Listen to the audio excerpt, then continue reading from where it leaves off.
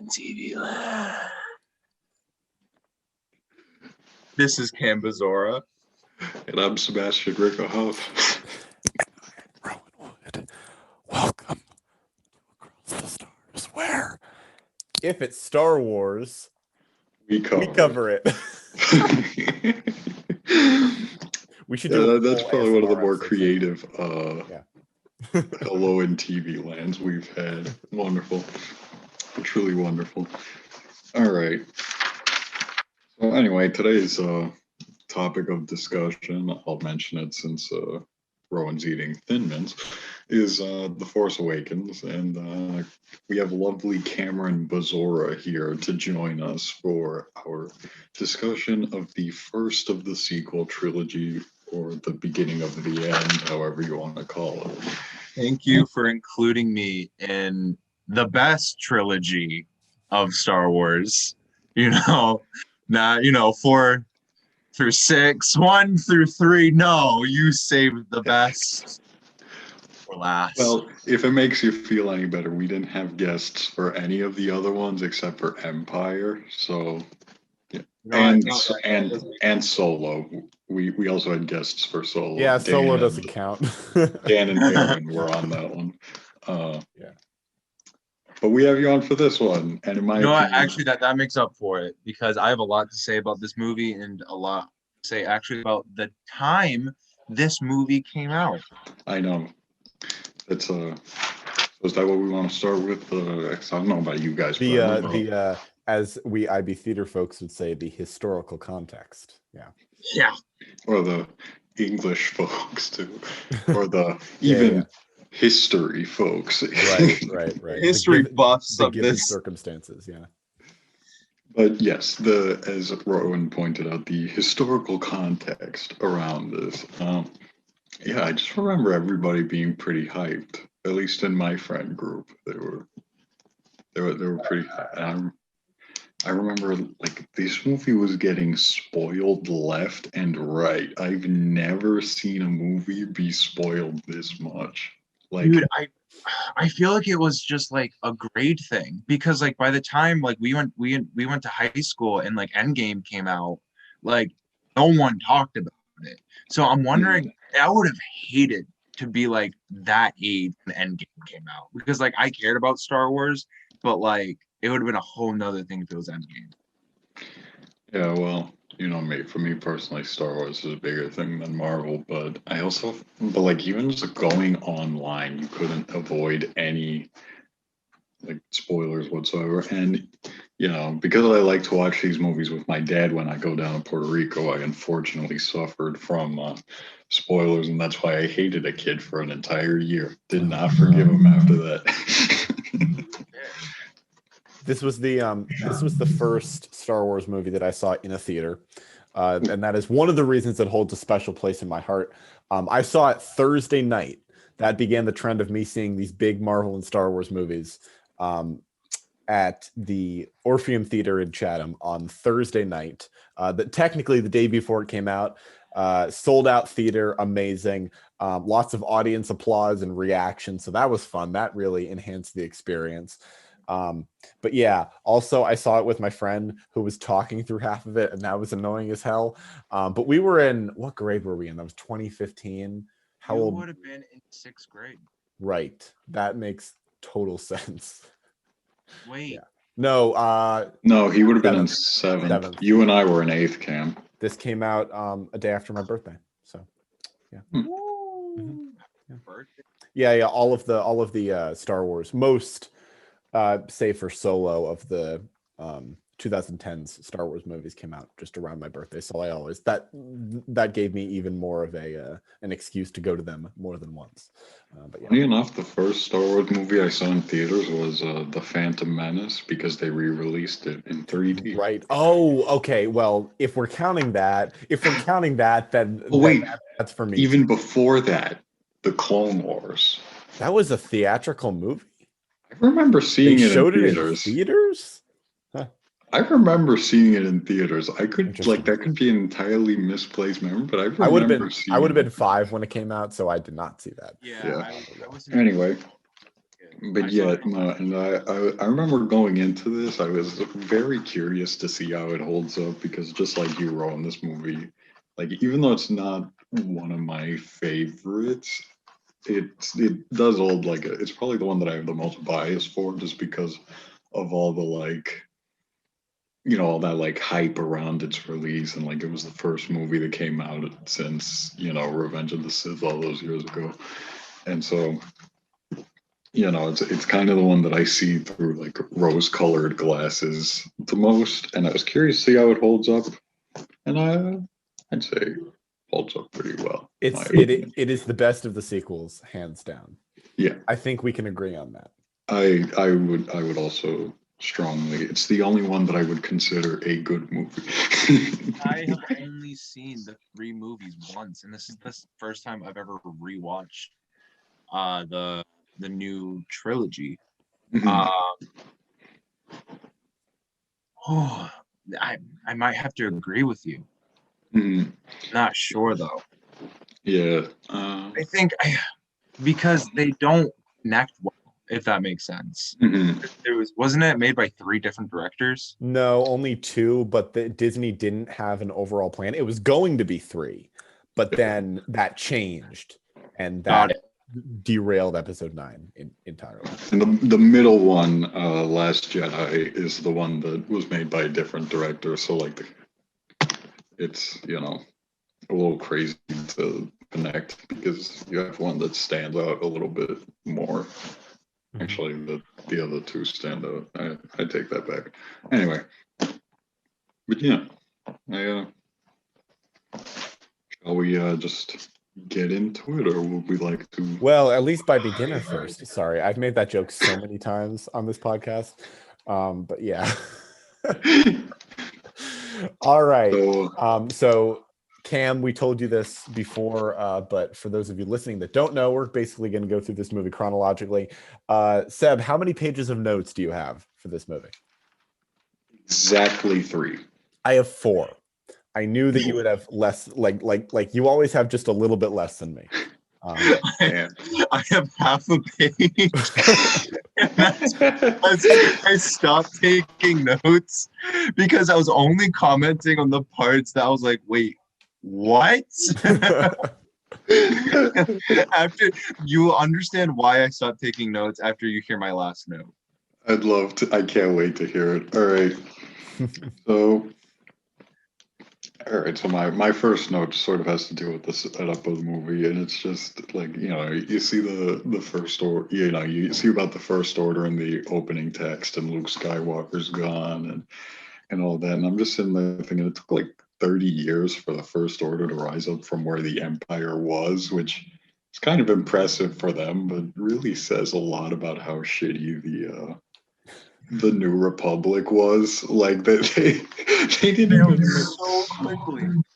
Right, like it's over like that, and it's just like I said, that's kind of one of my main problems with the existence of the sequel trilogy is that everything that they worked for in the originals is just undone within a matter of a few decades, but whatever. I feel like it was also just jarring seeing. I love the opening text. I really do, because it fills in some of the gaps, right? But they filled 30 years of gap. And it was just like, oh yeah, Luke's gone. There's already a new empire. I'm just like, man, it would have been cool to like actually see like all of this instead of just like, oh here, like, yeah, that's one of my biggest critiques about the franchise is like Palpatine returns off screen like later on, like. Yeah, no, I was thinking about that too. Like all of Luke's training between 5 and 6 happens off screen. Yeah, no, so but yeah. What are you gonna do? Anyway, the opening scene. So the opening scenes of Star Wars movies have historically been fantastic, honestly. And in my opinion, at least, this scene, this opening scene is no different. However you may feel about the characters and what they turn out to be later on, this opening scene creates intrigue. Then it turns into a battle. There's some decent action, and the characters are established well enough, including Finn, whose face we don't even see yet. So I think this opening scene does its job, and it was much longer than I remember. It's like 15 minutes long. But yeah, it's I wrote down here, we get introduced to BB-8, aka the new toy, the new marketing opportunity for Disney. They could have easily used R2-D2 for this character, but no, they created a new droid specifically for money. They can sell little soccer balls, Star Wars soccer balls. Ball. Kids will love that. Exactly. Seb. I was going to go add on to that. Is that, this opening scene was a lot better than I remembered it being. You see like all the stormtroopers coming out of the dropship. Like there's all the like special effects are done really well, and they create to this like this feeling you get from the First Order, like to the imposingness of. And then, Kylo Ren comes down, and he's, all menacing and intimidating. And sure, he's a discount Vader, but he's got a solid intro. And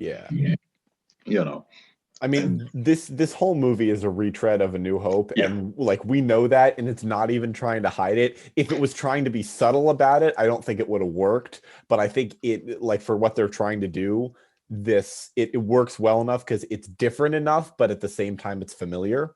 And I think they struck a good balance there. Also, for those of you who have listened to our previous reviews, you know that I love to point out cameos from relatively famous actors. We have two in this scene, actually. We have Max von Sydow, Swedish French / British actor who plays Lor San Tekka, who gives Poe the map.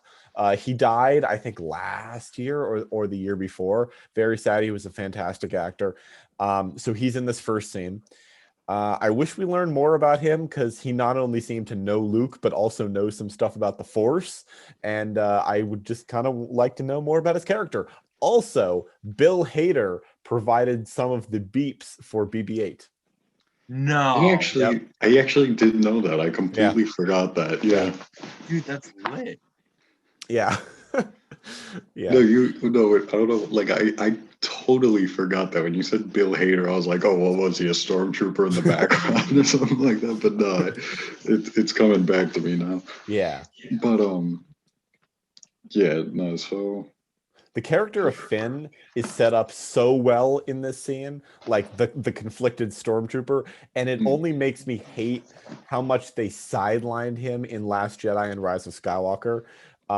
And this, I'm not trying to turn this into a discussion of representation in Star Wars. That's a whole episode on its own. But just the character in general, they do such a great job in this opening scene of showing him as a conflicted character in what he's in what he's required to do versus what he actually wants to do. And as I mentioned before, we don't even see his face. We just see him. Honestly, the first time we see him when his friend dies and leaves the bloody handprint on his helmet, and you just see Finn kind of reel back. That's all we need to know. We know what that character is feeling at that moment without even knowing his face. And it's a stormtrooper. We when we're first watching this, we don't know what he actually is, but I feel like that just tells us all we need to know about the character, and only to be wasted later on, which sucks. I will admit that Finn's character is done really. I think throughout the movie in general, he's one of the I feel like he's probably the best made out of all the original characters in this movie. Personal opinion. I think this movie does a great job of setting up, good characters and whatnot for the trilogy. Like Kylo Ren, I think was done pretty well for the most part. Up until the end when he took his fucking mask off. Anyway. But yeah, no, Finn I think definitely is the best of the new characters in this movie, and I'll leave it at that. And yeah, and so then after that scene, we sort of get like Rey going around the desert, and she's like scavenging, and there's like a bunch of there's just so much stuff buried in the sand. Like you see X-wings, you see Star Destroyers, you see AT-ATs, and it's at that point that you just kind of realize, yeah, this movie's about half fan service, half actual movie. Yeah. Oh yeah, like little bits and pieces for like it's like a love letter to the Star Wars fans. But before we fully move to the next scene, Oh, I have to comment on three things real quick. let's hear them. The flame torch trooper, cool as hell. Yeah. There was the transition where Poe is like hiding, and then to Finn and the stormtrooper, smoothest transition I've ever seen. It felt like a video game. You know what I mean? Where you're switching characters. Yeah. That, and then Disney does this thing that just itches me, where they just kill all of the tension by just one line. When Poe blasts, Kylo freezes it. Cool moment. Yeah. Gets Yeah. dragged, I know exactly. and then he's on his knees. He goes, "Do I talk first or you talk first?" I'm like, "Come on, let me sit with the tension." And as soon as he said that, I'm like, "So he's supposed to be our Han Solo? Like, is this? Come on." I was like, "Can I sit with the tension for 1 second without him just like making the stupidest comment?" Yeah, where And also, Poe is seeing his people get killed and being dragged into the ship, and he just looks back and he's like, "Yeah, that's happening." Like, I was like, no reaction? Like, what? Then no struggle. He's just like, "Yeah, I'm just gonna. Bye, guys." what you gonna do when you're getting dragged on a ship, you know? Yeah. I have a few more notes for the scene before we move on. The score for this scene, the score in this whole movie is fantastic. John Williams back at it again. Of the 3 sequels, I feel like this one has the most distinct score, not only because a lot of the music is reused in Last Jedi and Rise of Skywalker, but also it recalls the original trilogy while also being its own thing, which I think is basically the vibe of this movie. Also, I wrote, Cam, you touched on this, freezing blaster bolts. Holy shit, that's so cool. And technological like issues of the 20th century, we haven't seen that in Star Wars yet, and the fact that we get to see it now and that door has been opened is so cool. Another question, another note before I get on to a few questions I want to pose to you guys. Gwendolyn Christie from Game of Thrones plays Captain Phasma, and we never actually see her face. I don't care about that, but I do care that she is an incredible actor. She was another great actor who was totally wasted by the sequel trilogy. They acted like they were going to kill her off unceremoniously at the end of this one. They tried to make her death epic in the next one, but because the character was just done, like just didn't get enough time to do anything and kind of went out like a bitch in this one, it just... Disney, you don't know how to use these amazing actors. And I know just saying that you have them in your movie is enough for a lot of people. You have to use them. You can't just have them. Two questions for you guys. One of them is, why did Luke leave a map if he didn't want it? That is one of my last notes here. Is like, I don't...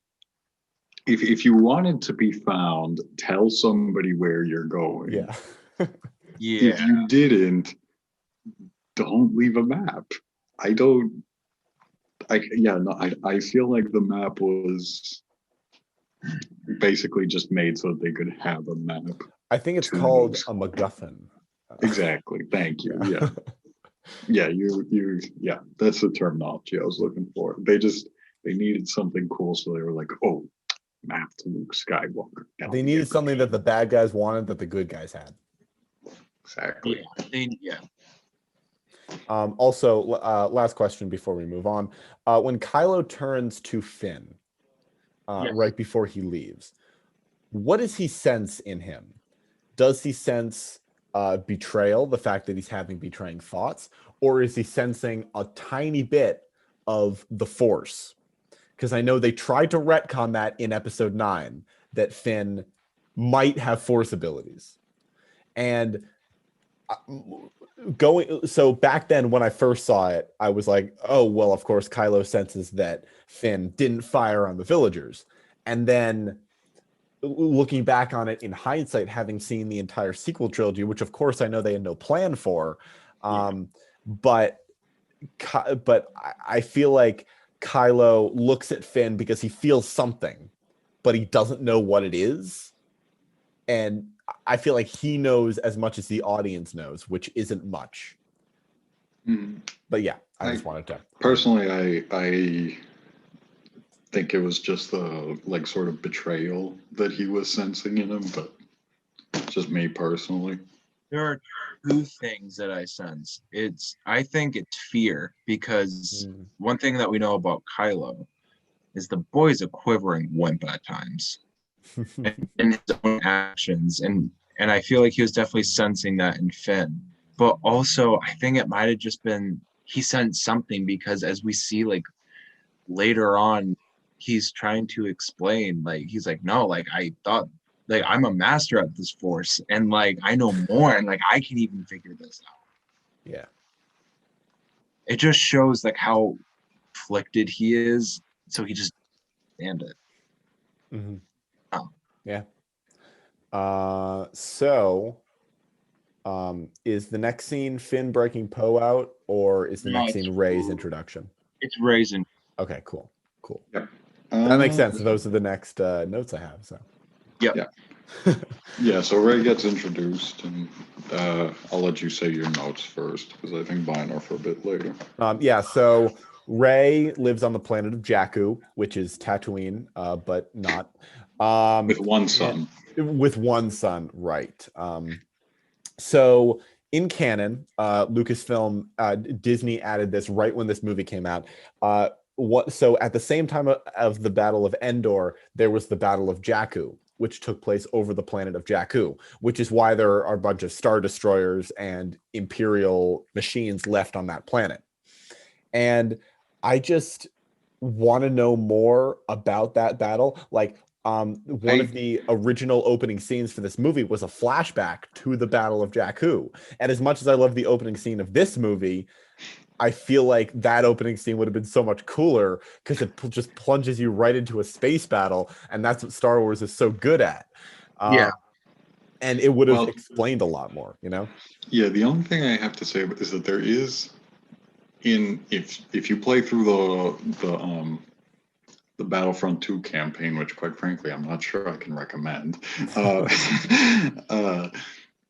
If you play through that, you do see, I don't know if it's the same Battle of Jakku you're talking about, but there's probably only one battle. The whole game takes place after Endor.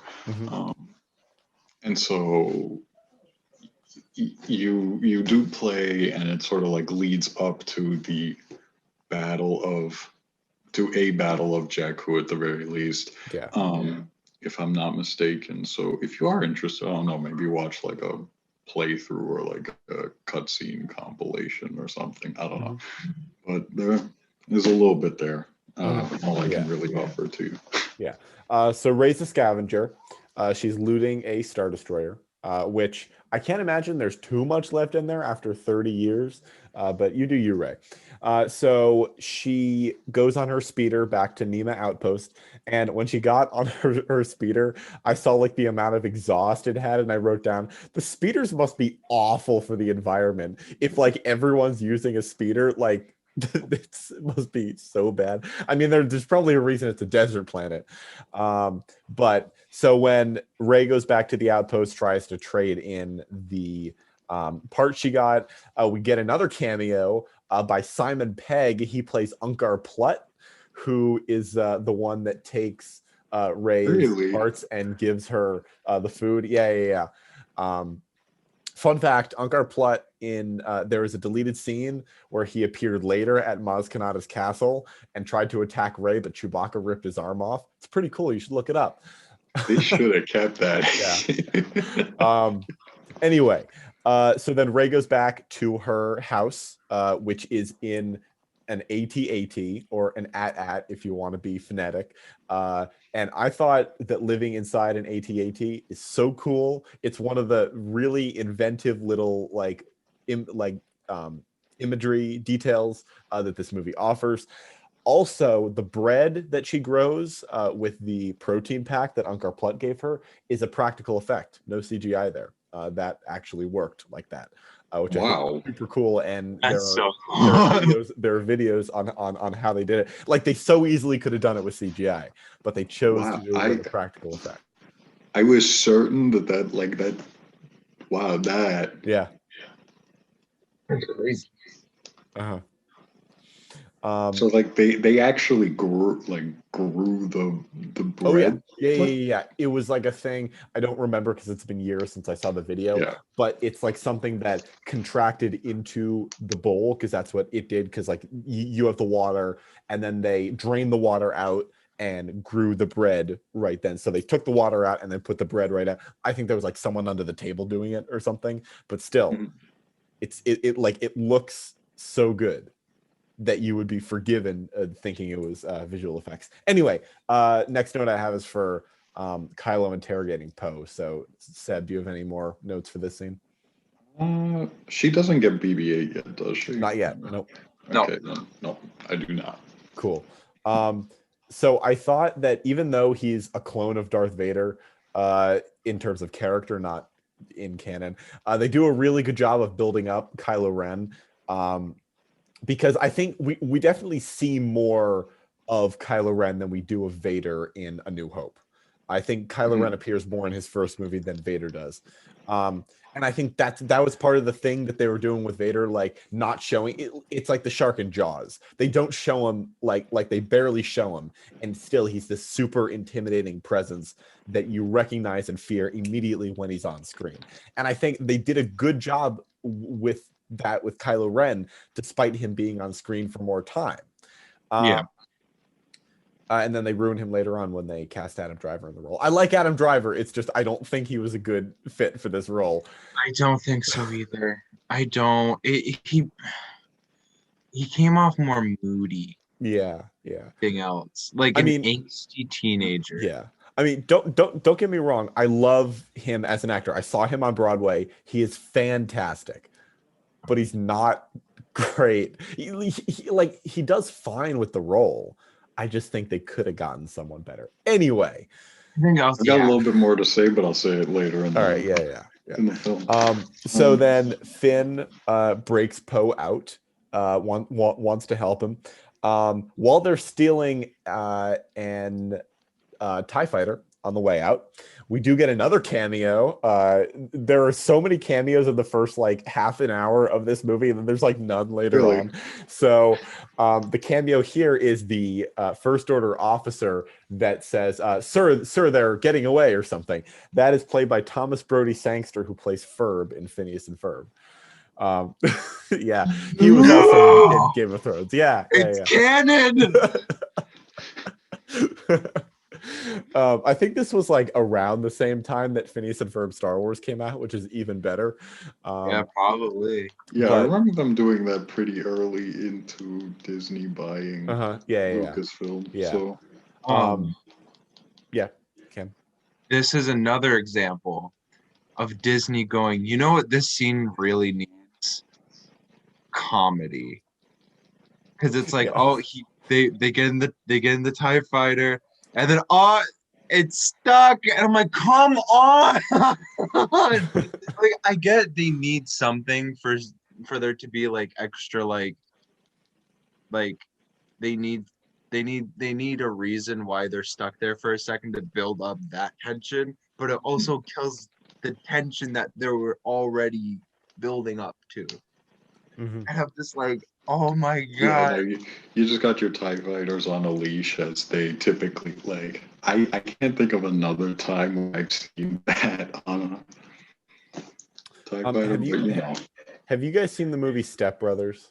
Yes. No, no bits. There's a scene where Will Ferrell and John C. Reilly are because like they're like mortal enemies at the beginning because their parents get married.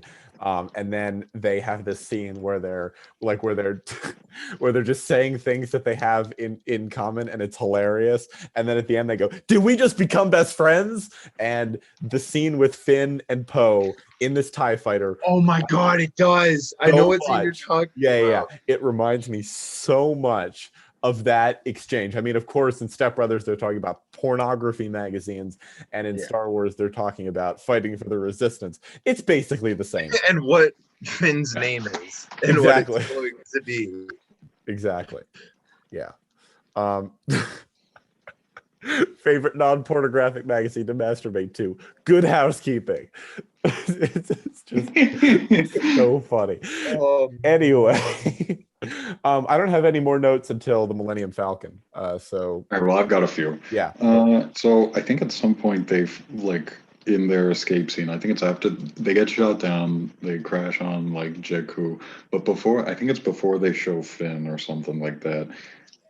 Rey comes across some guy named Tito, speaks to him, and just gets BB-8 from him.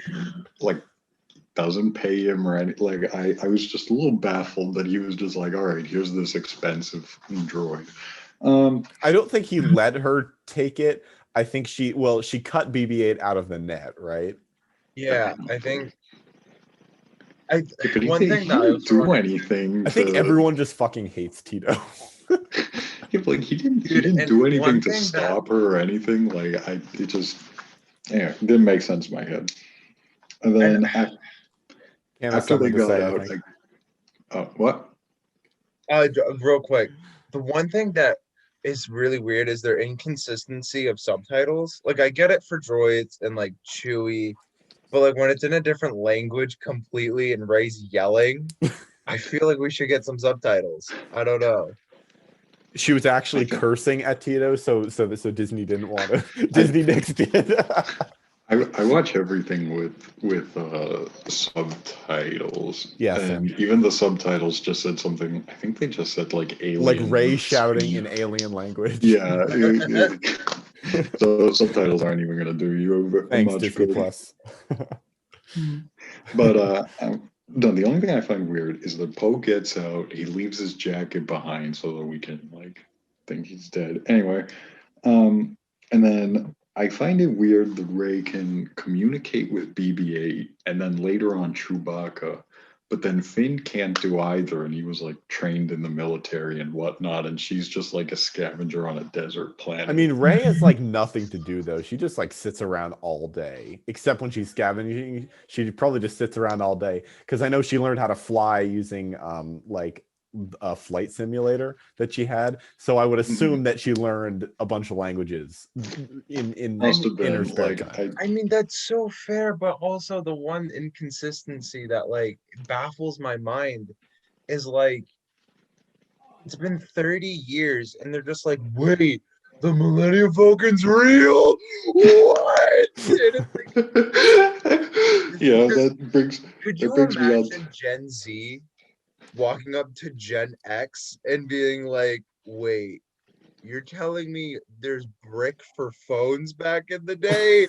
And they're yeah. It's not that old of history, and I can't imagine it got completely wiped out. Yeah, I know. That's another one of my notes is that they talk about Luke and the Jedi as if they're myths and all that. And I mean, it's not with what happened with the Empire, where the Empire goes out of their way to purge everything and, make sure that everything's gone. So when, so in the original trilogy, it makes sense that people don't know too much about the Jedi. But this is the New Republic. I would hope that they weren't purging all information of Luke Skywalker. The most important person in history. And exactly, then, this.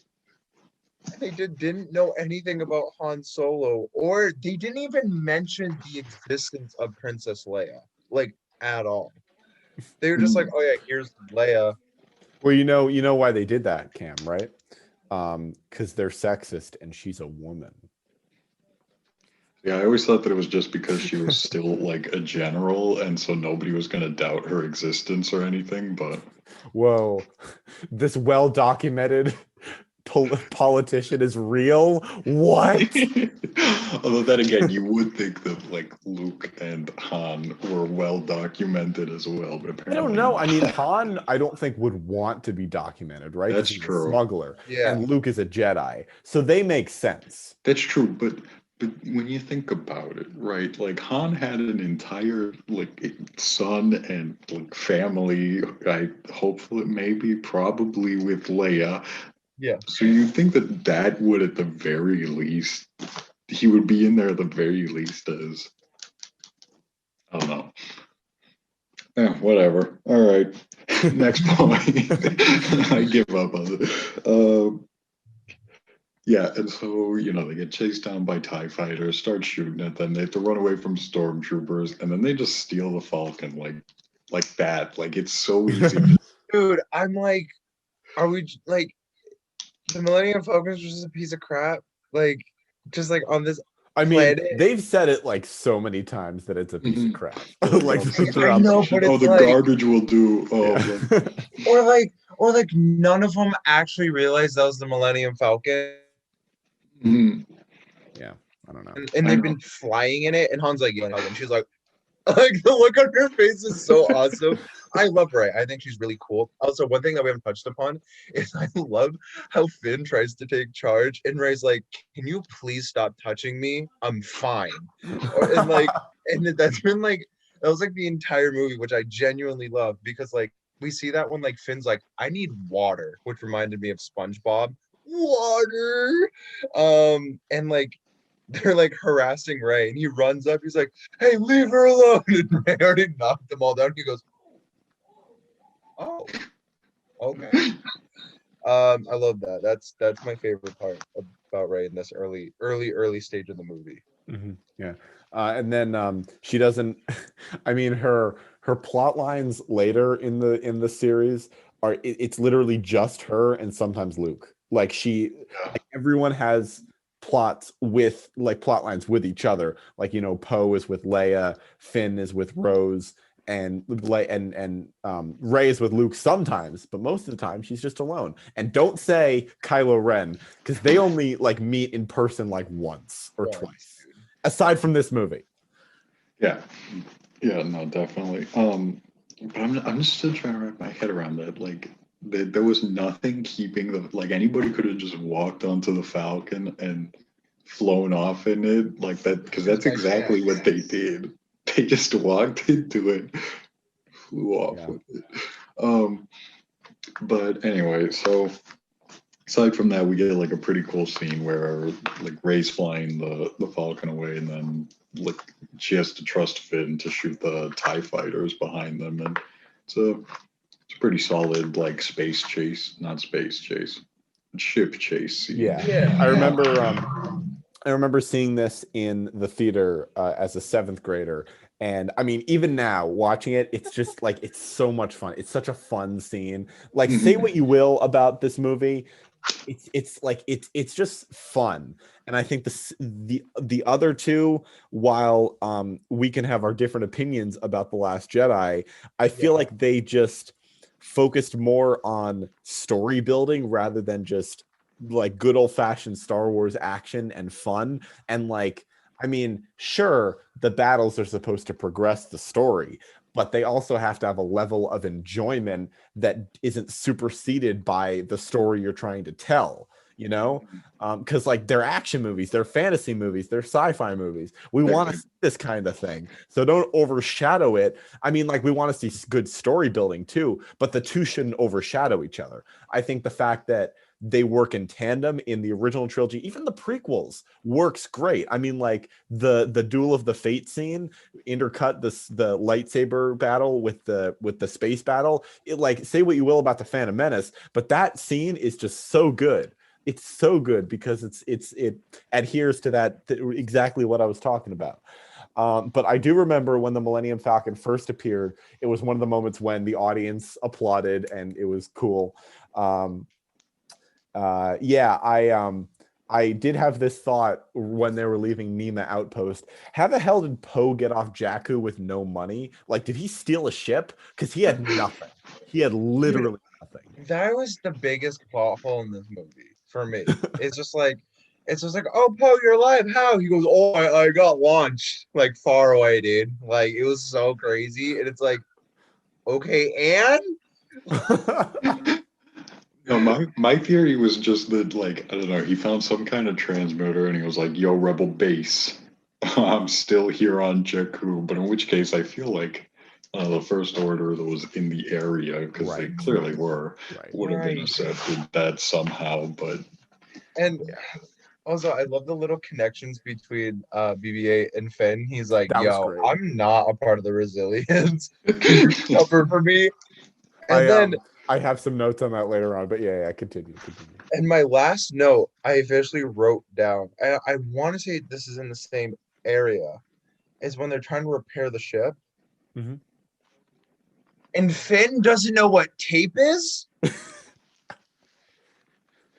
That's when I put my notebook away. I'm like, I'm going to be sitting here all day taking, because she goes, no, the thing I'm pointing at, that thing is like, this one.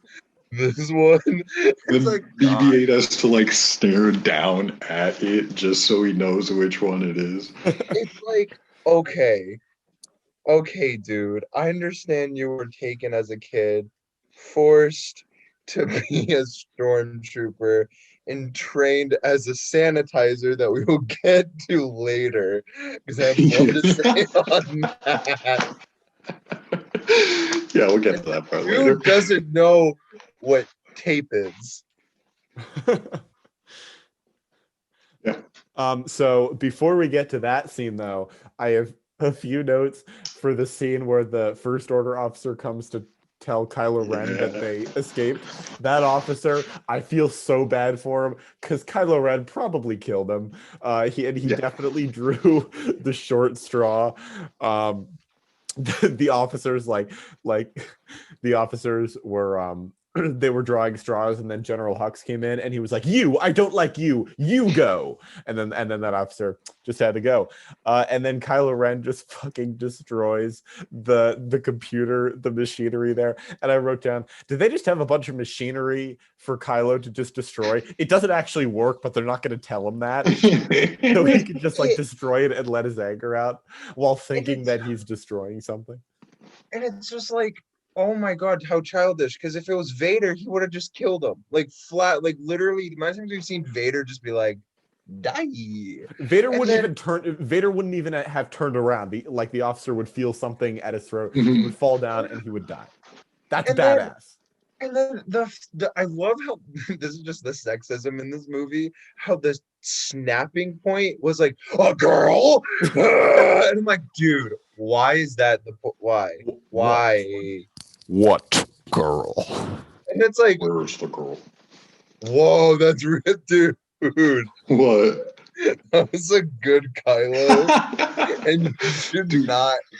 No. Okay. You should have heard Patrick Moorhead. You haven't heard Patrick Moorhead's impression. He read for Kylo when we did the reading of the original episode 9 script. It was incredible, dude. It was amazing.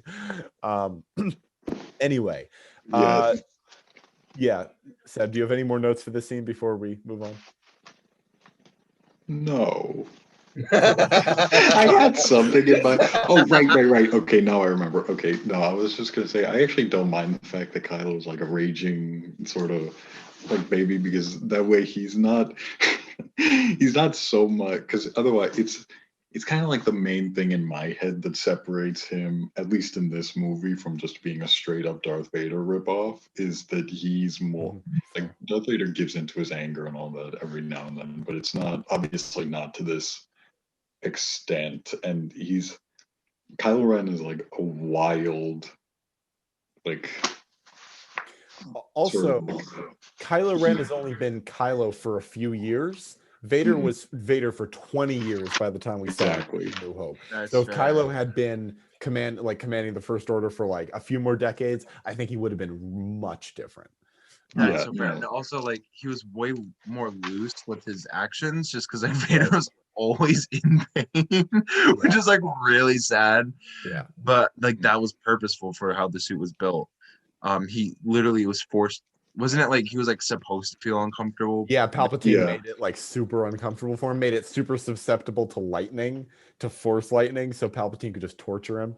Yeah, it sucked. Dude, that's so crazy. Well, like Kylo is just like you can legit just take off his helmet. He's like, and then like, dude, we'll get to that I later. know, I can't wait till we get to I the wait. the unmasking scene. Anyway, so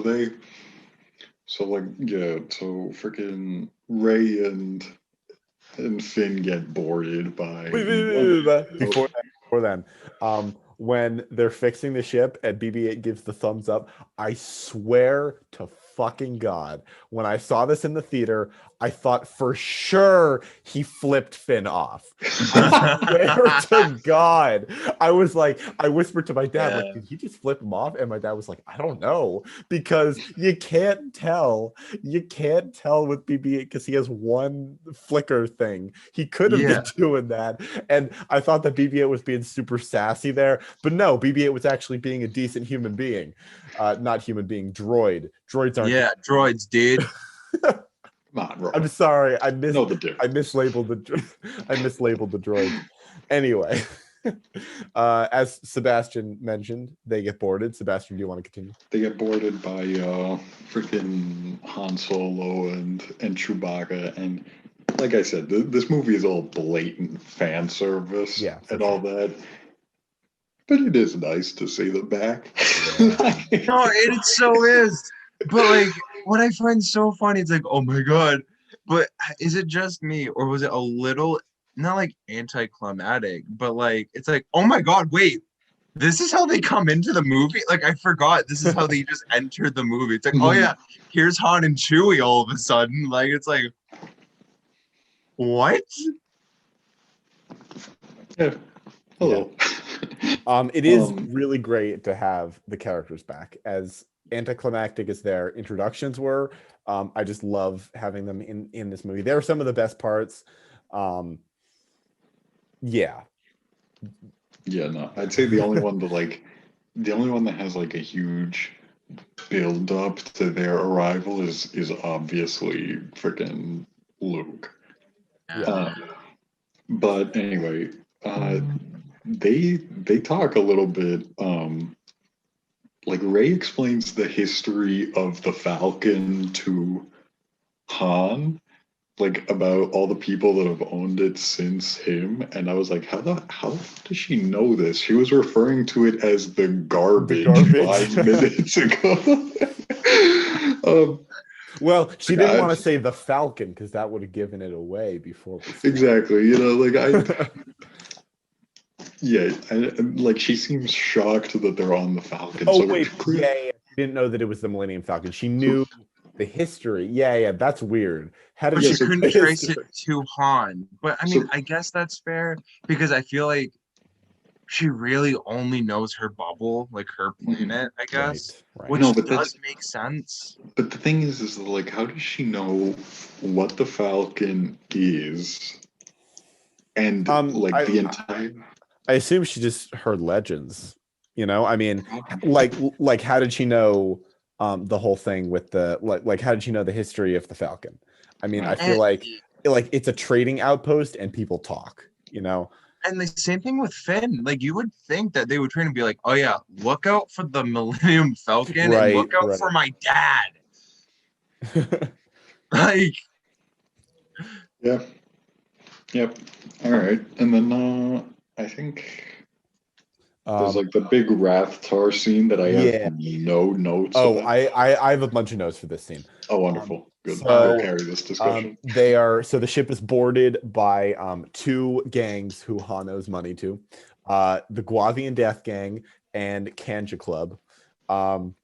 And one little subtle detail I loved during this scene was when Kanja Club comes in And Han's like, when have I ever not paid you back? And they like list off the times that he hasn't paid them back. Chewie just sort of goes, he just sort of nods a little bit. Yeah. I just love that. The Rathars are terrifying. They are like super CGI and it's very obvious, but they are just teeth. And I would shit my pants. I would just fall down and let them eat me. I would not want to run from that thing. That's so fair. The only thing I had is that, like, I noticed, and like Han, like this 70-year-old dude seems to be outrunning them. Like, Yeah. fairly well. All of like the cybernetically engineered soldiers from the Guavia Death Gang. We're getting exactly. Like, yeah, you know, they all get eaten, but this 70-year-old, nah, he's cool. He's cool. Yeah, he's been doing cardio, bro. Like he's on that Nada track, bro. AKA Harrison Ford had a great stunt double, but yeah. I also find it super convenient that Finn wasn't eaten immediately. Yeah. He was just all being the other guys dragged through the hallway. He's like, I think that's the first of many times that he just yells out, right? Yeah, many times in this movie, he does it later too. And then they were like, hey, people seem to like that moment when Finn yelled Rey. Let's do it again in both of the sequels. oh my God. Also, when Rey helps Finn by cutting off the Rathtar's tentacle, she goes and helps him up, and he's like, the door, and she goes, that was lucky. Why doesn't she just tell him that she did that? I don't understand the logic of acting like it wasn't her and it was just some sort of random door thing. Also, We've never saved your life. Yeah, but before they jump to light speed, a Rathtar is trying to chomp on the Falcon's cockpit, and it almost like we hear the glass start to crack a little bit. And I was like, when they jump to hyperspace, wouldn't like the glass isn't intact anymore? Wouldn't something happen with that? But then they would get sucked into space and die, and they can't really do that right now. No, it's not fun. That's not fun. Can't have that now. Imagine if that's just how the movie ended, and now Leia's the main character. That wouldn't have lasted very long. Yeah. Dude, like that. The fact that they were able to get 3 movies out of all that. Well, yeah, yeah, but kind of. Dude, they worked 2.5. They really tried to work around that. Yeah, they did. Like that's bless them for trying to do that. Yeah.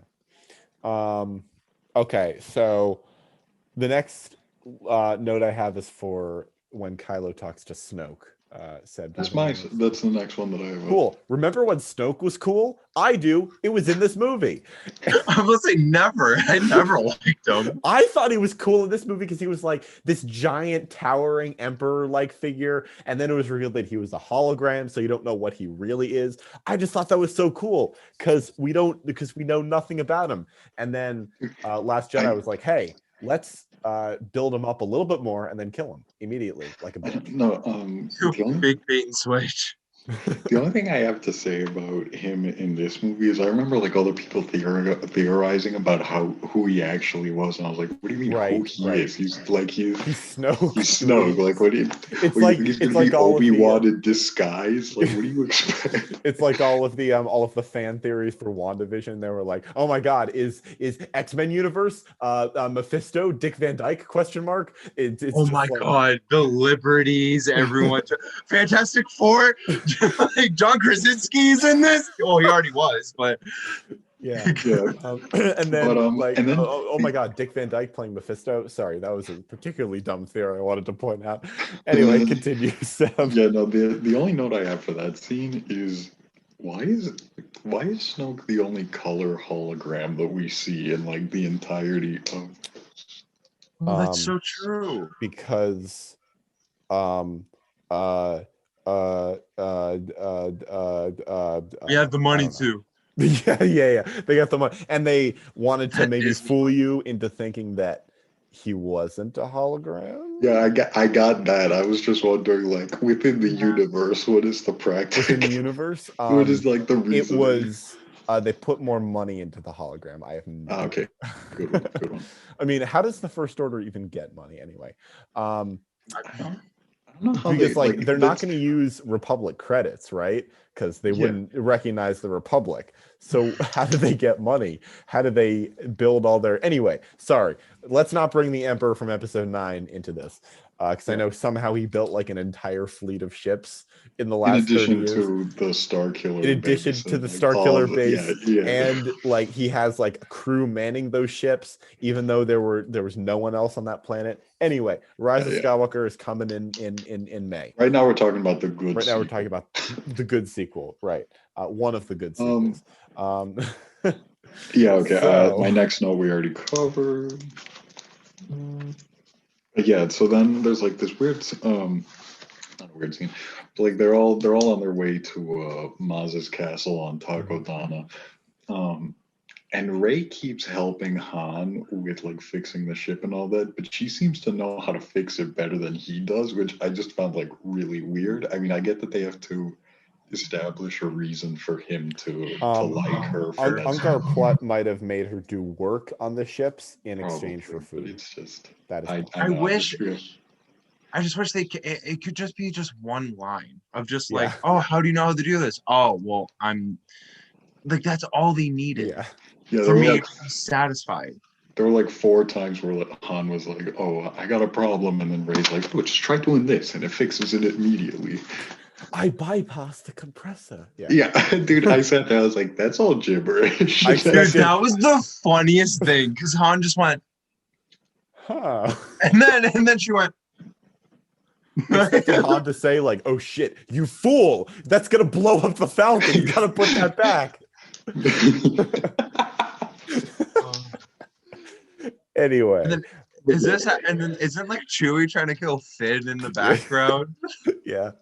Yeah, no, and then I have another note about Han that I would like to say is like even like the original trilogy feels disconnected from the prequel trilogy, and I feel that that's especially true with the sequel trilogy. It just doesn't feel like it connects with the original trilogy, but I would call this movie the exception, and I don't know exactly why. It just like I don't know.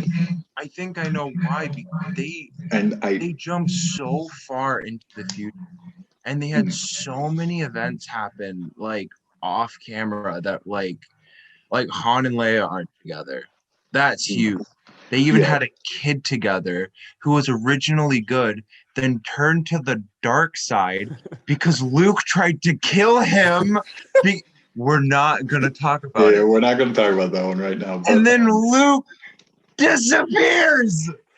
yeah, no, but what I was gonna say was that this is the only movie out of like the entire sequel trilogy that I feel actually like in my head is easy to connect back with the original, and I think that that's mostly because of Han Solo.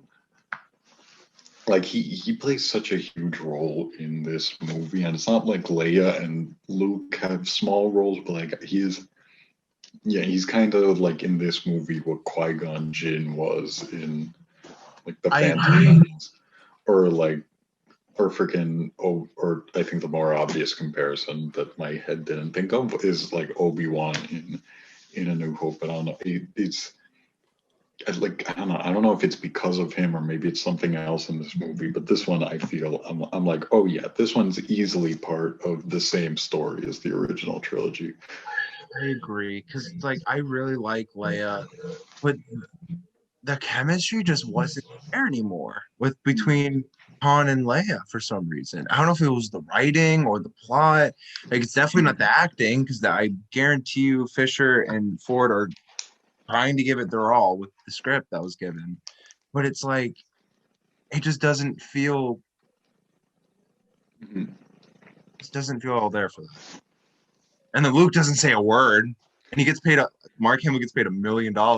Yeah, and he gets second billing under Harrison Ford. Really? Yeah. In the credits, it's Harrison Ford and then Mark Hamill and then everyone else, and then Carrie Fisher. I think. That's like not fair. Like, Damn. Yeah. Like Um, Luke was a cameo at best in that movie. Yeah, Yeah. no, he was a cameo.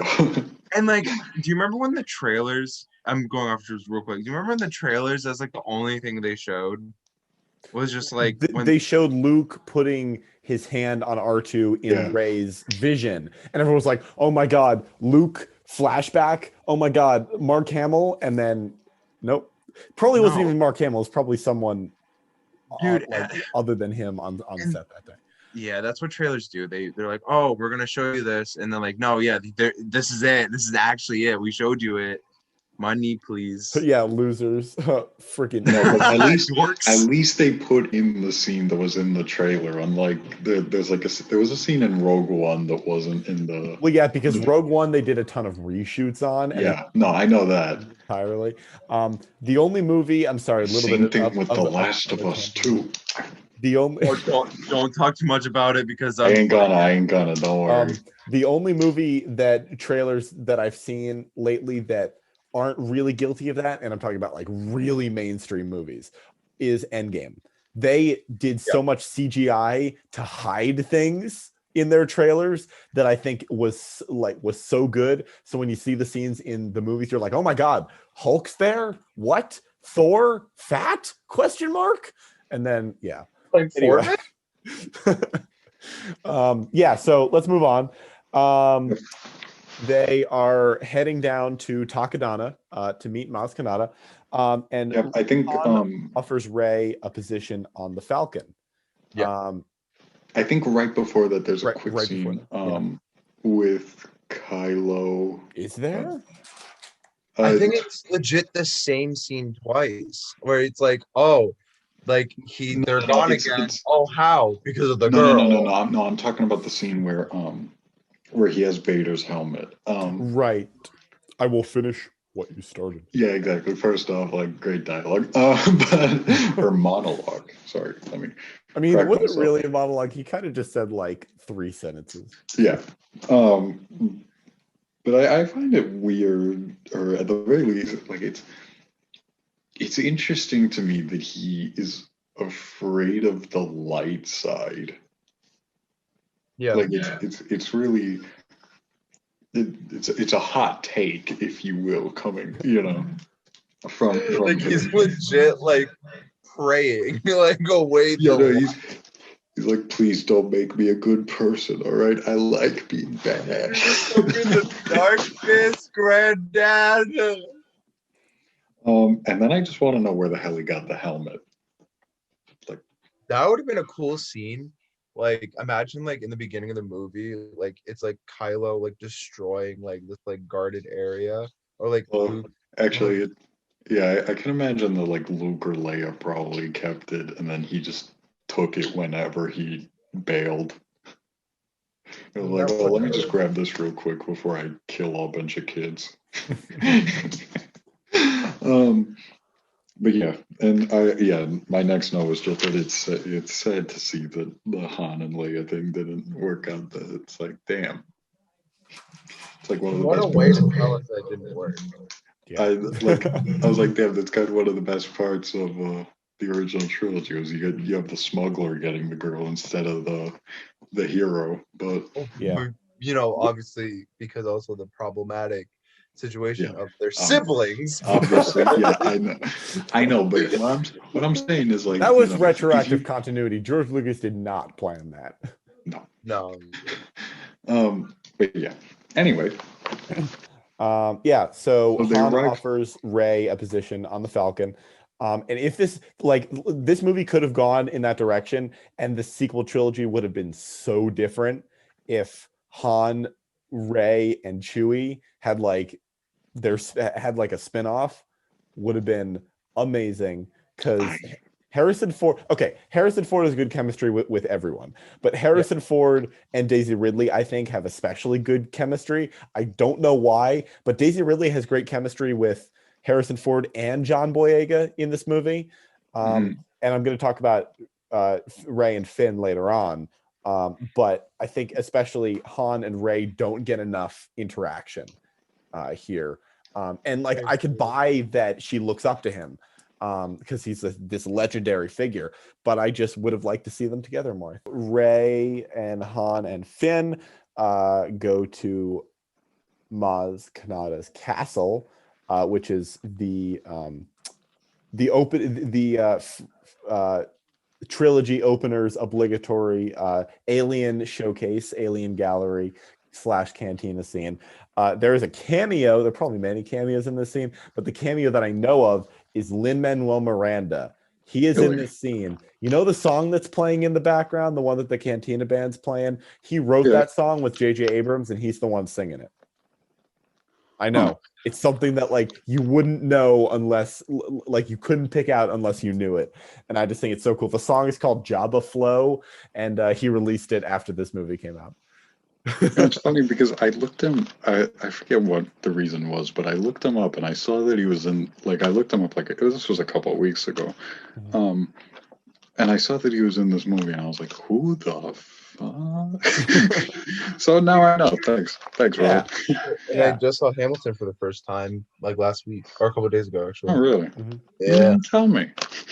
Dude, we need a call. We're going to call after this. I got a whole week to tell you. All right, cool.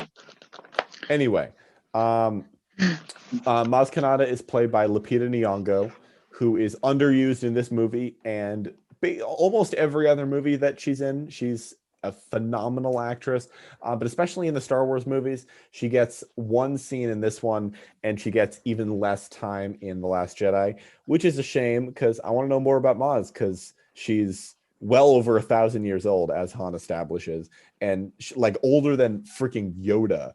So she's some shit. And I just want to know more about her. And then Rey, like, Finn tries to go off with some like random two dudes and I know those characters' names, by the way, because I have the Force Awakens visual dictionary. I think I have that downstairs. Too. There's the red guy is Captain Sidon Ethano, also known as the Crimson Corsair. He is a pirate, and his first mate with the peg leg is named Quiggold. They were in a book where they met Count Dooku, and that's cool. Haven't read the book, but they met Dooku canonically. My next note must mean that the Vader helmet scene is right after this, because I wrote, who took Vader's helmet from the funeral pyre on Endor? Like, was it one of the Ewoks who like sold it on the black market or something?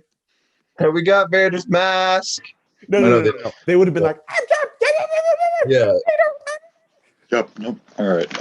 But then, yeah, and so Rey has this like weird calling or something to go down and check out the basement and see what's cool in there. Oh, I have some notes on this one. Me too. And she finds a lightsaber that should be lost somewhere on Bespin. Yeah. Which is a question for another time. Two things I have about this. Let's hear them. One, if this didn't scream, Rey is the chosen one in this movie. I love Rey's character. I genuinely don't have an issue with it as much as other people do. But I do have some issue with how obvious they make it.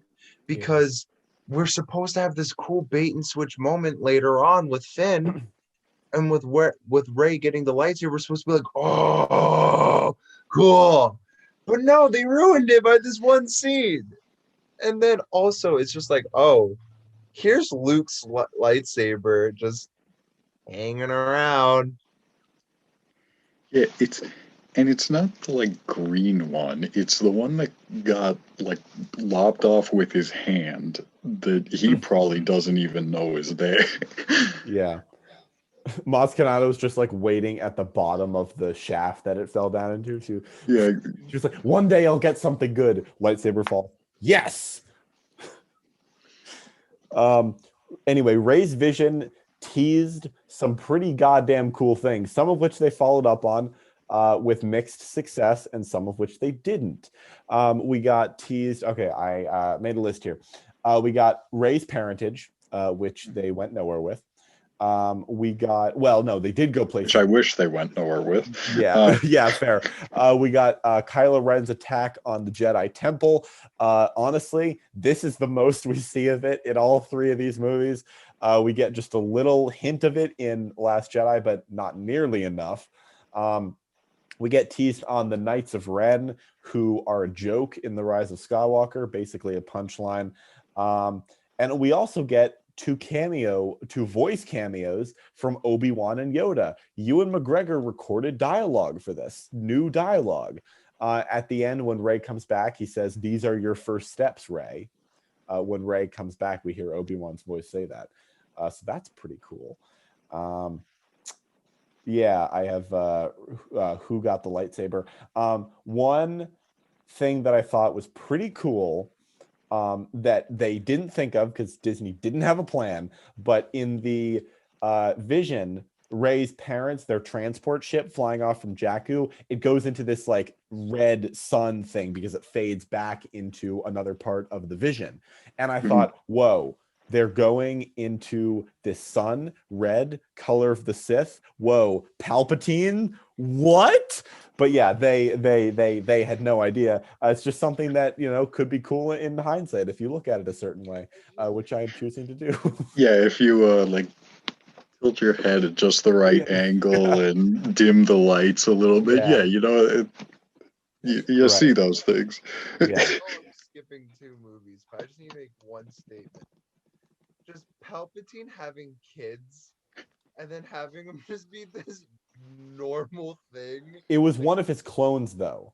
The one who so Rey's father was one of Palpatine's failed clones, which you have to like read a fucking comic or like watch a Fortnite thing to understand that.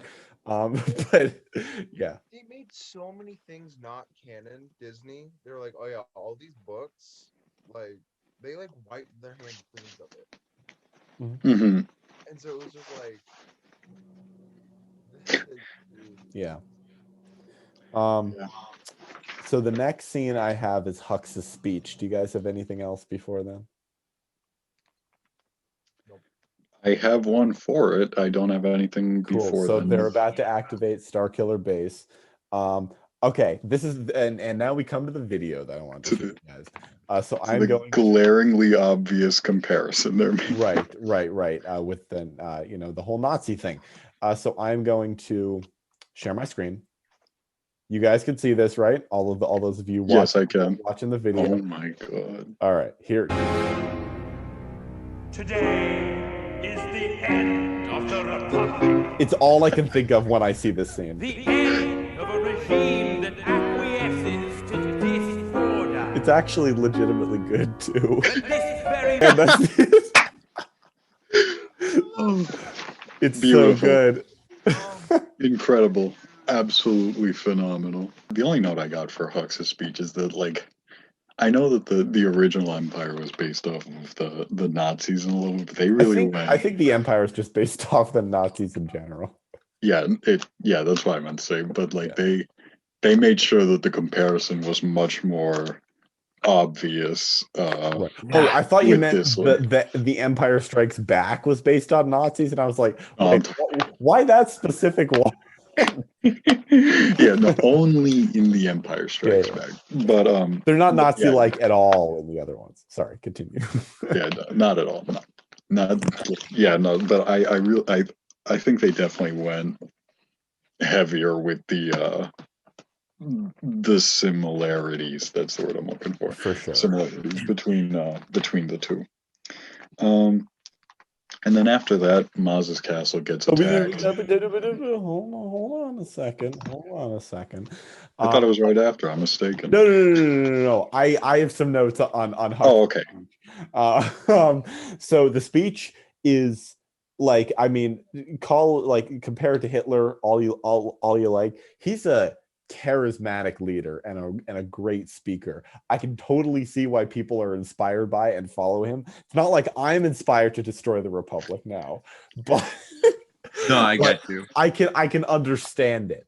I think that's why they compare it to Hitler. Yeah, Right. Right. Yeah. Oh, the dots are connecting in my brain. Sorry. So they destroy Hosnian Prime, which is where the Republic is based. In order to And- show you that this Death Star is even cooler, it can blow up multiple planets at once and it could go like and across suck in a hyperspace. sun. Yeah. The shot of Kylo Ren on the ship while the laser from Starkiller Base like goes by outside and it's lit only by the red from that beam is That's an a cool incredible shot. This movie is full of great imagery that the next two are really lacking. I mean, Last Jedi has some pretty decent imagery. But Force Awakens just went all out on like the not like I was about to say Christ imagery. I've been in my English class headspace too much. But especially later at the space battle at Maz's castle and later on, it's just the cinematography is top notch. We do have another cameo here. Don't know if any of you have seen the show Legends of Tomorrow. Yep. Yeah. So Maisie Richardson Sellers, who plays Amaya and Charlie on that show, she is Leia's representative at the Republic who ends up getting killed. There is a scene between her and Leia earlier that was cut, and it's available in the deleted scenes. But yeah, so she's in there too, gets killed immediately. Yeah. And then, but yeah. And now I am correct in saying that Right. then the Empire attacks and actually there's like 10 scenes before that now. Yeah, then the Empire attacks and everything. The Empire, excuse you, Seb. They like First order. Old head. First Order. Yeah, attacks. you're damn right. Yeah, we're not the rebels anymore. We're the resistance. Yeah. The First Order attacks, and there's a bunch of shooting and spaceships flying in, and all of a sudden TR Radar comes out. It's like FN2199 or something like that. Comes out. He's got this cool spinny thing, and he's like, "Oh, I'm gonna fight somebody with a lightsaber," and it's actually a pretty decent little scene. But I remember when this movie came out, that guy became such a meme. It was absolutely beautiful. I loved it so much. Bring him back. But he gets like killed pretty fast. Yeah, he died, so yeah, it's kind of hard to bring him back. Prequel. Yeah, then the rebels come in and they blast the TIE fighters out of the sky. Pew pew pew pew. Pretty cool. And then, after all this time, we see General Leia. Yes. I wrote Leia finally in all caps. And C-3PO cock blocks Han Solo. Dude, C-3PO is like, oh, Mr. Solo, you must not recognize me with my because new of my arm. red arm over here. Just like, it's one of those best moments where it's like, C-3PO, shut up. Like it's not even in a bad way. It's just like I love. It's like this is why I love you. Yeah. Poe finally comes in an hour after we last saw him, with less than an hour to go in the movie. And Cam, you wanted to talk about Poe a little bit, I think, right? I'm not a big fan of Poe because in this movie, I can't remember for the life of me in the other two at the moment, but he just screams Han Solo ripoff. And then I love how it's like, and I'm backtracking a lot here, how he was like being tortured and he was like, I'm not going to tell you where Luke Skywalker's map is. Han Solo grabs his head with the Force, and then he goes, ah! Heads out. Oh, yeah, so it's in a BB-8. And it's like, damn. you just, because it could have been like he was reading his mind, but because they didn't clarify that, it very much made it seem like Poe. Literally, my note was, Poe sucks. He caved in. Damn. And just he's like dead for half of the movie, and we're supposed to believe that like Finn and him were like these like chums, when in all reality they had 5 minutes together and had a new name. Like, and he was wearing his jacket, which I also thought was really funny. He was like, "That's my jacket, cuz," and he's like, "Oh, Like, you good want on it?" you, though. It's like No, it's keep it. It suits you. Yeah, suits. their chemistry is Just so kiss Disney. already. Yeah. Like, it's like Disney making characters that are obviously gay, but not buying into it at all. Anyway. that would have been a cool plot, though. Yeah, Poe and Finn. for sure. Yeah. Oh, The The Kylo Ren and Poe relationship, I thought was a really good, strong point of this movie. dude, shut. I was up. sad to see it dropped. Speaking of Kylo Ren, he chases after Rey for a bit. This is a And- great scene. Like it's short, but it's great. Yeah. Yeah, I thought you were gonna say more, so I Nope, let that. no, out. that's all I gotta say. Yeah, you know, he like tracks her down, and like you get this cool moment where like Rey's just looking around, and all of a sudden he appears sort of behind her. And then freaking he takes her away, locks her up, everything's good. I guess no, everything's not good, but you know what I mean. Takes her away, locks her up, does her mind control, but she can see into his mind too. Wait. Bum, bum, bum. She hasn't. You forgot the part where he took off his mask.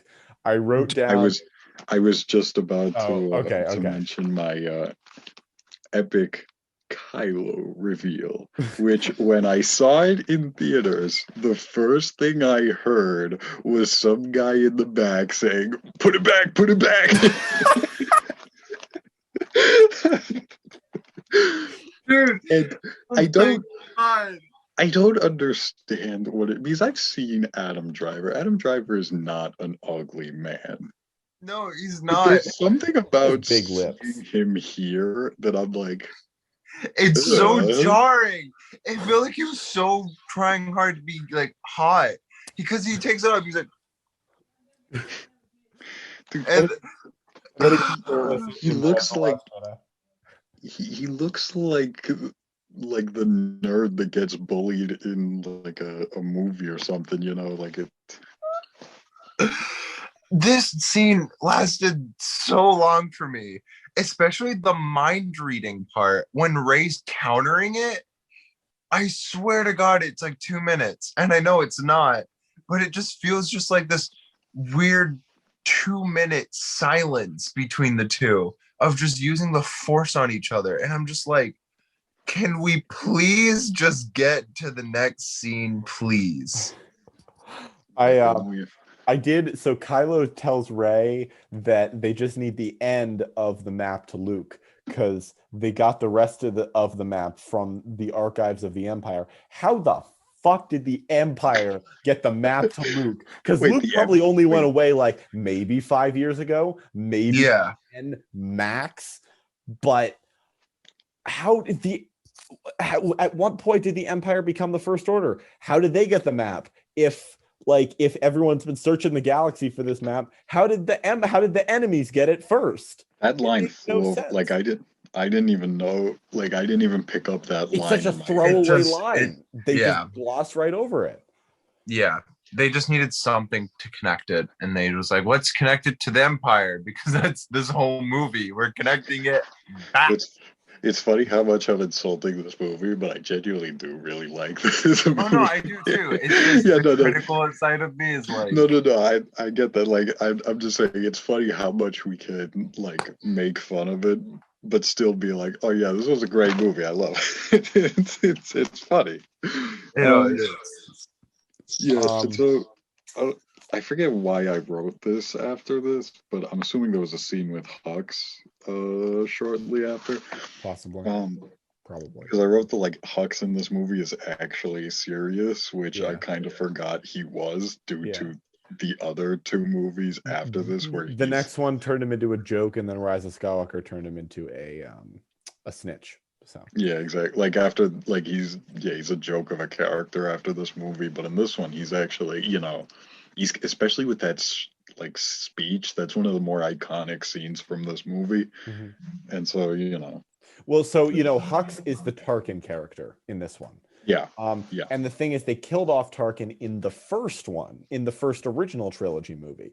So it's like they didn't know what to do with the Tarkin stand-in because they left him alive, right? They could have easily killed him, but they didn't. And the fact that that's they true. did, that they should have gone the original Episode 9 route and have him be Chancellor of the First Order and have him kill himself on Mace Windu's lightsaber. It would have been so fucking cool, and they didn't go for it. Anyway, we get a cameo in the next scene where Rey Daniel escapes. Yep, you got it. Okay, this one I actually know. Do you mind if I take this one? Yeah, go for it. So Rey mind tricks a stormtrooper, and that stormtrooper is none other than James Bond himself, Daniel Craig. Using an American accent for some reason. He also had an American accent in Knives Out. No, he did. Well, it was like a southern. It was a really thick southern accent. Yeah, it's a Southern American accent. Yeah. If I say that, it sounds like I'm saying South American, which not South. You know what I mean? Sorry, sometimes I forget that like the Civil War's over and we're we're the same country again. Yeah, exactly. Anyway, so Daniel Craig plays that stormtrooper. I knew that cameo. Ooh. Congratulations. And then and so then after that we go back to the Resistance, trying to figure out how to I do sorry to interrupt. I do have one more note before we go back to the Resistance. They start charging Starkiller Base again. And we get a visual on how they're drawing energy from the sun, and it looks so super cool. But how do they keep doing it? How do they do it more than once? Is it a different sun? And if so, how is this sun that close? I have so many questions. I do too. My favorite part is like, oh, so this is the Death Star, and this is what is it called?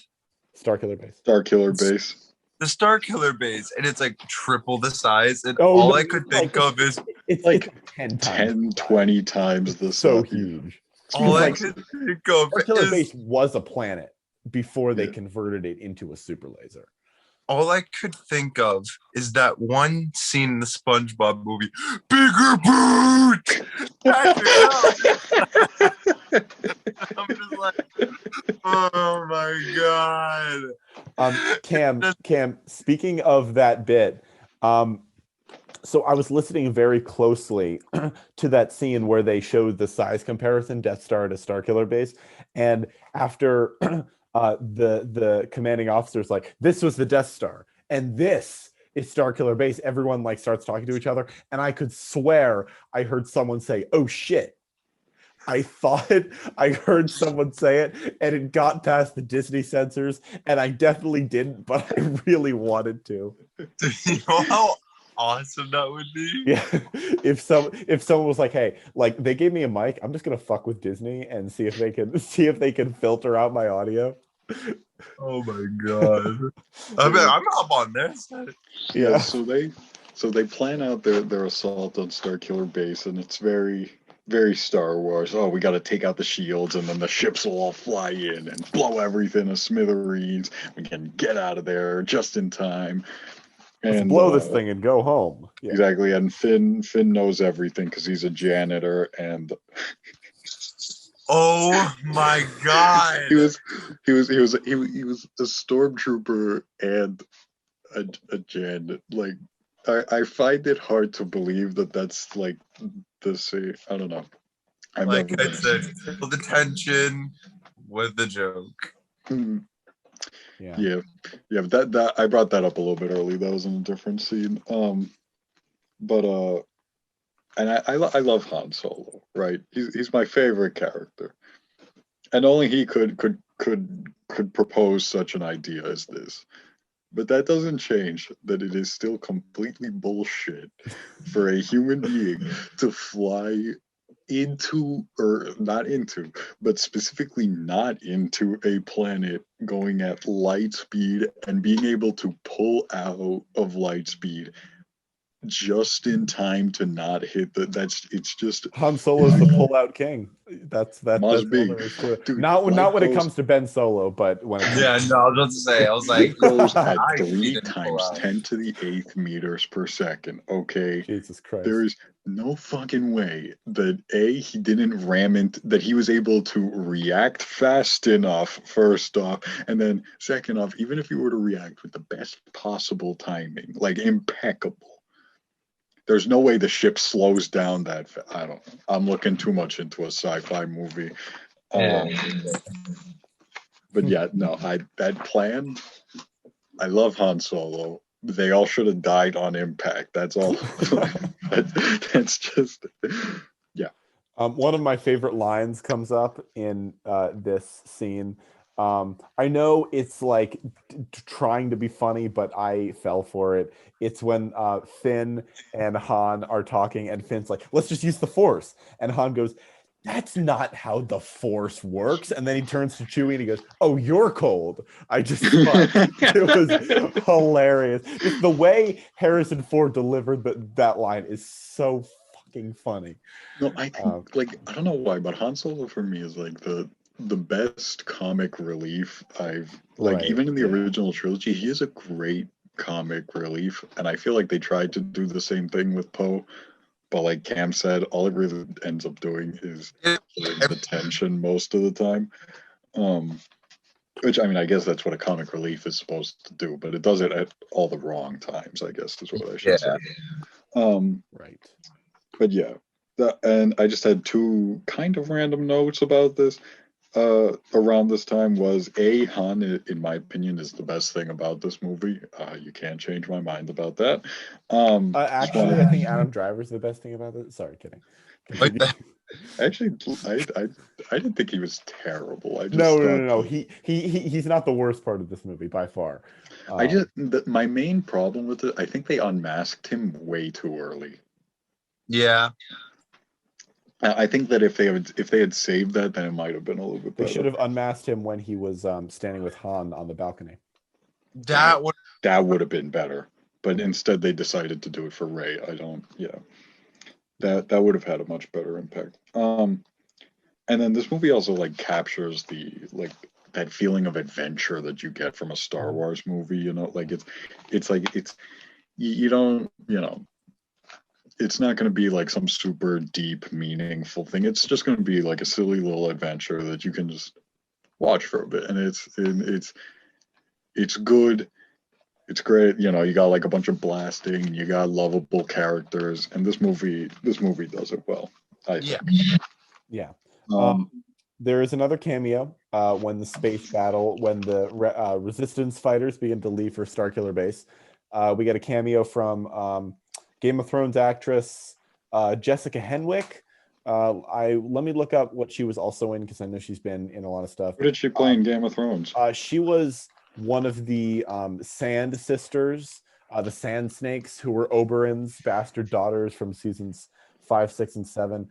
She was also in. I doubt either of you saw Iron Fist on Netflix. I saw both seasons of that. Season 2 is worth it. Season 1 is not. But yeah, she's been in a lot of other stuff. She's going to be in the 4th Matrix, which is coming out this December. But yeah, so she's there. She's in a few of these, I think. I think she's in either this one and Rise of Skywalker.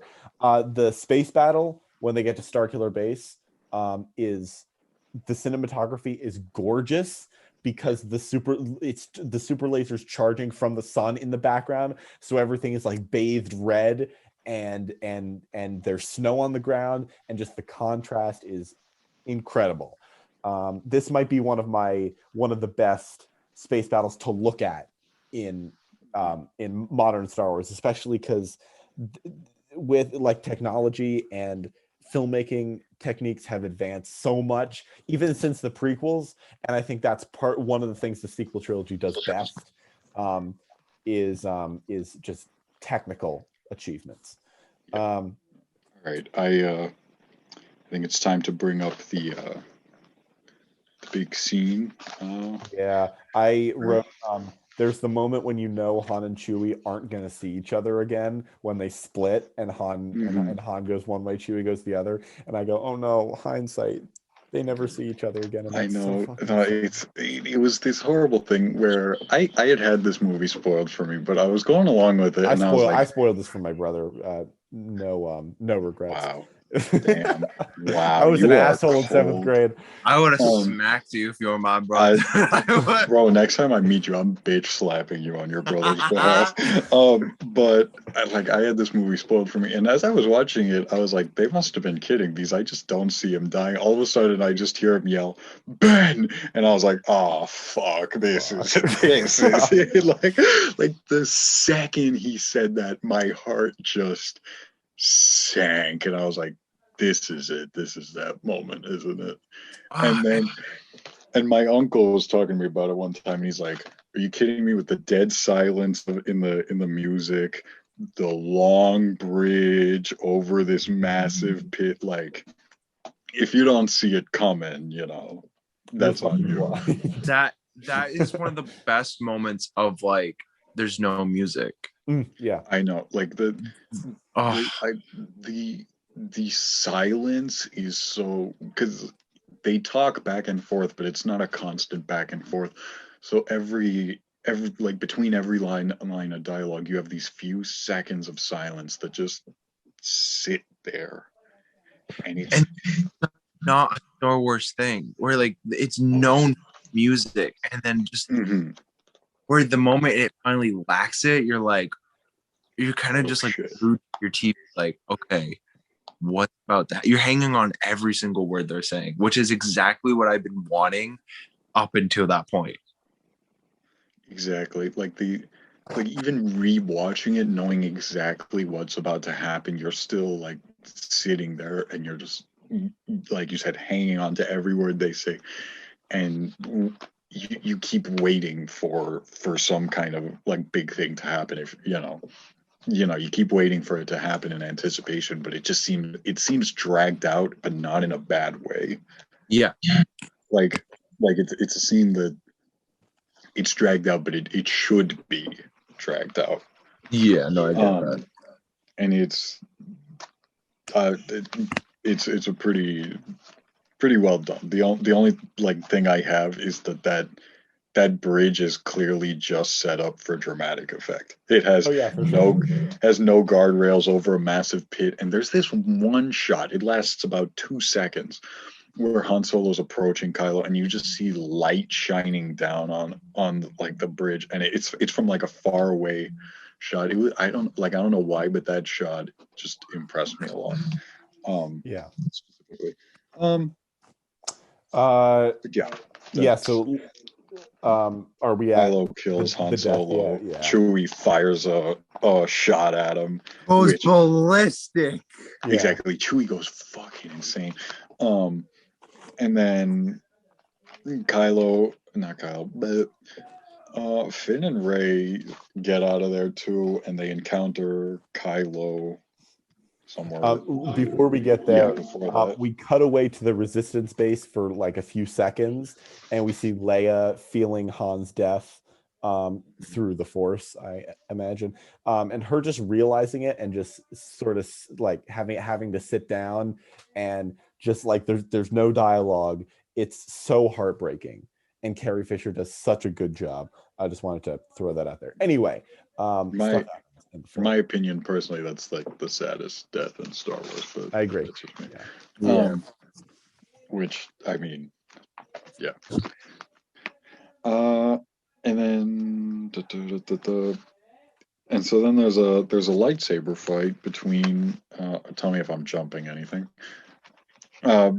Between Finn and Kylo Ren, and it's a really it's a really weird lightsaber fight because Finn clearly has no clue what he's doing, but he's giving it his all, and then Kylo's clearly the better of the two, and he's winning the whole time, but Finn's like just going at it, trying to just stay in it, and it's pretty good to watch. And then you see Rey doing the Yeah. This The marketing for this movie really wanted us to believe that Finn was the new Jedi. They were like trailers, posters. This guy is the new Jedi. And then the movie came along. Wait, you thought we were gonna have a black Jedi be the main character? What are you joking? No, it's a white woman. Come on, guys. We're Disney. We're saving that for the Mace Windu spin-off. Don't worry. Exactly. I'm happy. I'm happy it wasn't a white guy. Right. And right. we got like, I feel like there could have been room for both, like especially because because it would have been such an interesting tale of having Rey, if they really are dead set on making her a Palpatine, have her naturally be pretty good. I don't think they were. No, they weren't. No, but I know. But this, if this is the direction they wanted to go with, right?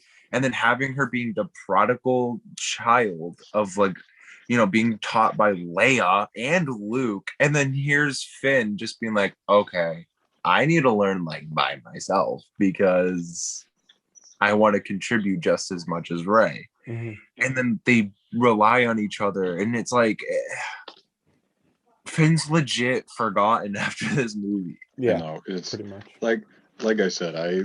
I mean, when I watched this in theaters, especially like when with like Cam said, with the lightsaber scene, it's pretty obvious that Rey is gonna be the sort of the Jedi main character, chosen one, whatever you want to call it, out of the two. But that doesn't mean that it has to only be her. But even still, personally, I just liked Finn better in this movie between the two of them. I thought that he was just the better character, the more interesting one out of the two. Personally, I found them both interesting in their own separate ways, especially like it would have been a really cool story if they went, oh yeah, Rey has the Force, and the Force just naturally flows through a random person, and it's not like genetically inherited at all. Like, you know how beautiful that would have been from like a former stormtrooper and just some random person who was ditched by like her parents ditched or like stuck on this planet. It's just, but no, they had to bring genetics involved. They had to bring the Star Wars trope of someone's related by somehow. Yeah, and then after, you know, during their fight, it was a pretty good fight scene. And then during their fight, freaking Kylo I don't know how I forgot this. Kylo like slashes Finn across the back. And it takes me out of it a little bit because I'm like, I feel like he would have just killed him right there. I feel like that's you know, I mean, like I said, I like Finn. He's probably my favorite of the new characters in this movie. But it just didn't make sense to me that Kylo just sort of was like, oh, okay, I'm going to ignore you now and go for the lightsaber. Like, I don't know, it just didn't make sense in my head. Yeah. And then he starts fighting Rey, and the same thing sort of happens where Kylo where it's clearly a one-sided fight. Kylo's winning. Rey doesn't really know what she's doing. And then all of a sudden she just kind of does. And it like in my head, that's another one of those scenes where it's like, oh, that didn't really make much sense in my head. Yeah, it would have been really cool if they I understand like they pull so much from the original trilogy, but like Luke lost his arm. Oh, sorry, his hand. Yeah, this like I mean, yeah, we want some consequences. Yeah, this is one of those things where it's not ripped out of the original trilogy, right? Like with Luke, you have that sort of like, you know, he's arrogant in episode 5 and he's like cocky and whatnot. He gets his arm chopped off. I mean, I guess this is a pretty different thing, but the point was that like he didn't have the proper training to go toe to toe with a Sith like Darth Vader and come out good, which is why I kind of liked that they were kind of showing that Kylo was clearly the better fighter between all of them, but then all of a sudden like he just starts getting his ass handed to him. Like he's not doing anything like, you know, back. He's just getting his ass handed to him. I'm like, oh, that kind of, it, you know, it makes him feel like less of a villain, you know? Yeah. Yeah. Yeah. I don't have any notes until the very end. So Seb, I don't know. I have like 3 more. R2 wakes up randomly, and I was like, okay, it makes no sense he's awake now. But you know what? It's R2, my boy. Yeah, I like R2. But, and then we brought up the issue of Luke's map already, and then very end, like the actual ending is my last note. So Yeah, same.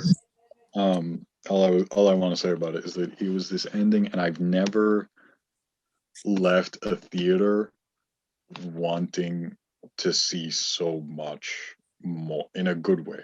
Like I could not believe that I had to wait 2 years to see what was next. After walking out of that theater, it was, if only I had known what was next. Yeah. But this movie did a great job of setting up a trilogy and leaving you excited to see what happened next, and for telling its own good story that, like I said, set up another good movie after. It doesn't mean that, you know. I knew you were gonna bring it there. Yeah. Anyway, I think the ending of this film is beautiful. Yeah. Just visually and emotionally. There's no dialogue in the last in the last 5, 6, 7 minutes of this movie. It's just Rey looking for answers, along with the audience. Like, Rey is the audience stand-in. I forget what, like, there's a term for that, like the audience stand-in character. Don't remember it right now. But yeah, so Rey is looking for answers just as we are, and she finds Luke, and the movie ends with Rey holding out his lightsaber to him, and Mark Hamill gets second billing for some dumb fucking reason. Dude, contract. that shot of the 360, yeah, so beautiful. it is very pretty, and like, especially because they shot that on location. The island is so pretty, and yeah, it's just absolutely incredible, which is why it's so disappointing that the next one was so divisive, and not everyone loved it, which is a real shame. The biggest shame is that people did. That was The Force Awakens, not The Last Jedi. Which this one's scheduled to release the 25th, right? This episode. Yeah, this episode is coming next. So then Thursday. after Last this Jedi is next week, right? Yeah. After this episode, we have the Last Jedi. Yeah, it's going to be awesome. Very excited. We are actually going to do 2 parts. Last Jedi, because we have so much to we discuss. feel like there's going to be a lot to say. Yeah, because for you guys, this was what, 2 hours? Yeah, this is about 2 hours. Well, this one took a little longer. We had a couple of interruptions, and we started like 10 minutes late. But you know, that's still close. Probably an hour 50. Yeah, probably one of our longest episodes yet. But I'm glad that we had such a great guest to be on this super-sized episode of Across the Stars. Thank you so much for having me. I remember you guys reached out beginning of the month, and it's like, do you want to watch The Force Awakens? And I was like, yeah, actually, I haven't seen this in forever. And now I'm gonna plug in, because I'm the ultimate plugger for your pods, Rowan. You know that. The Snyder Cut. Watch out for that to be dropped probably around the same time as this being dropped. Yep, a few days after this. So Cam is going to be on Sebastian and my other podcast called Extra Onions. Which y'all need to go listen to right now. We are going to be discussing the Snyder Cut this week with Cam Bozora. It's Cam Bozora week on Rowan and Sebastian's podcasts. You know it. But yeah. So be on the lookout for that. Thank you all for listening out there. Or watching. I don't know if you're watching us on YouTube or anything. This is a very obscure reference to anyone but Sebastian. But Evan Peters, if you're listening, please be on one of our podcasts. We'll pay you We'll pay you. Dude, we will. I $100. promise you, we That's- won't make a peen joke out of your name. We promise. Exactly. We'll do you They one did better him than so we'll do dirty. you one better than Marvel there. They did him so dirty. Oh, Anyway, yeah. we So can give thank you you. $100. Yeah. We will give you $100, no more, because we're students. We don't have that much to spare. And please tell your manager to be more lenient with the working class. So we'll be back next week with another episode of Across the Stars. Until then, I'm Rowan Wood, Sebastian Rakoff. And I'm Cam Bozora. and we'll see you next week.